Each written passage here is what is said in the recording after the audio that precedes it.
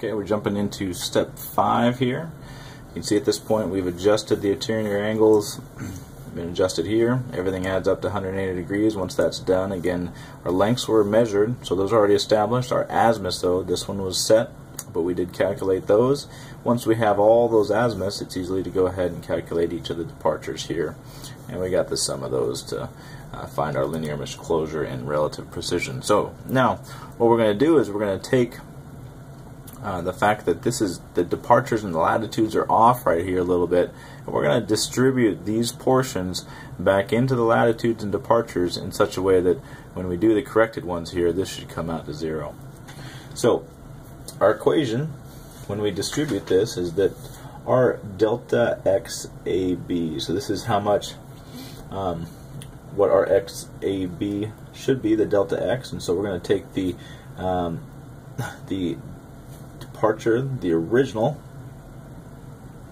of AB, so that's the original departure of AB, and we're going to subtract off, the equation is the sum of the departures times the length divided by the perimeter. So this is again is the sum of the departures here. This takes a proportion of it based on the length of AB divided by the overall perimeter, and then gives us a value. So we'll plug the values in. 25.882. The 25.882 comes from, this is again our departure here. We're going to adjust that so we have the sum of the departure, which is negative 0.094, and we're subtracting again. Make sure that your negative signs are adjusted for with parentheses in there, and we're going to multiply by 100. Again, that's the length of our line AB right here, and then we're going to divide by the perimeter down there, which is 236.60. That gives us 25.923. So our corrected departure is 25.923.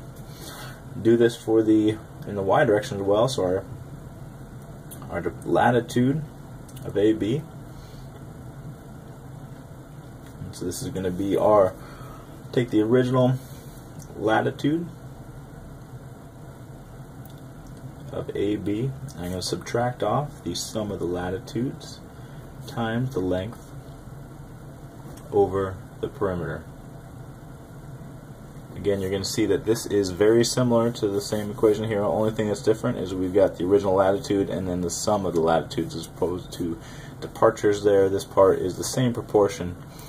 And in this case here, you'll see that we will come up with a value of 96.593. That's the original latitude. Subtract out the 0.111. That's the amount of error in my latitude multiplied by 100 over 236.60, giving us 96.546. That's my corrected 96.546. Those two values there. I can go through and do that same procedure for these values here. What you find is that once you add all these up, and I'll put these in here, negative 61.304 and negative 61.174, and then 35.382, negative 35.372. If I add this entire column up, I should get 0 for both the departure and the latitude. What that's saying is that as I go around from A to B to C and then back here, that should put it right over that point here. So everything is at that point is adjusted.